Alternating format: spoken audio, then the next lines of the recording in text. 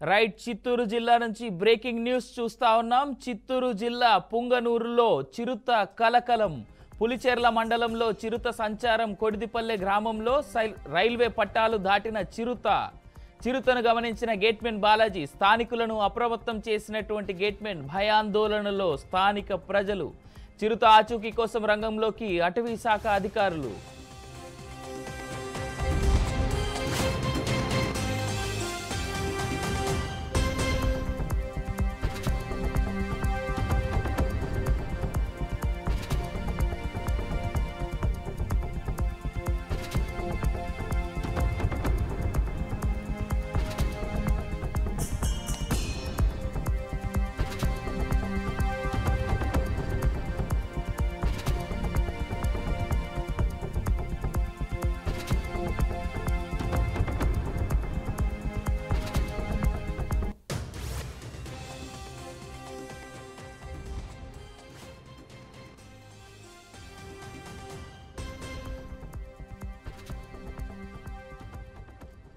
చిత్తూరు జిల్లా పుంగనూరులో చిరుత కలకలం. పులిచెర్ల మండలంలో చిరుత సంచారం. కొడిదిపల్లె గ్రామంలో రైల్వే పట్టాలు దాటిన చిరుతను గమనించిన గేట్మెన్ బాలాజీ స్థానికులను అప్రమత్తం చేసిన గేట్మెన్ భయాందోళనలో స్థానిక ప్రజలు. చిరుత ఆచూకీ కోసం రంగంలోకి అటవీ శాఖ అధికారులు. రైట్, ఇక ఇదే అంశానికి సంబంధించి మరింత సమాచారం మా గోపి అందిస్తారు ఫోన్లో. గోపి చెప్పండి, చిరుతకు సంబంధించినటువంటి లేటెస్ట్ అప్డేట్స్ ఏంటి?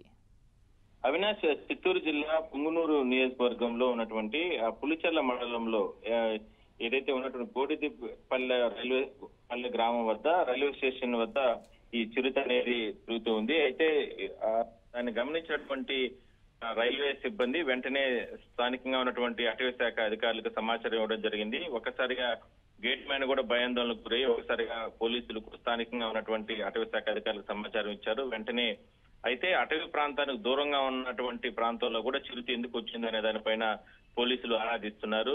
మొత్తం మీద వెంటనే చుట్టుపక్కల ప్రాంతాల్లో ఉన్న రైతుల్ని అప్రమత్తం చేయడం జరిగింది. గ్రామాల్లో ఉన్నటువంటి ప్రజల్ని అప్రమత్తం చేయడం జరిగింది. అయితే స్థానికంగా అక్కడ గతంలో ఇప్పుడు కూడా ఇలాంటి చిరుతలు ఆనవాళ్ళు లేదు. అయితే ఒక్కసారిగా ఈ ప్రాంతాల్లో చిరుత ఎట్లా వచ్చిందనే దానిపైన పోలీసులు ఆరాధిస్తున్నారు. మరోవైపు ఫారెస్ట్ సిబ్బంది కూడా సమాచారం ఇవ్వడం జరిగింది. మరి కాసేపట్లో ఫారెస్ట్ అధికారులు కూడా అక్కడికి చేరుకోబోతున్నారు.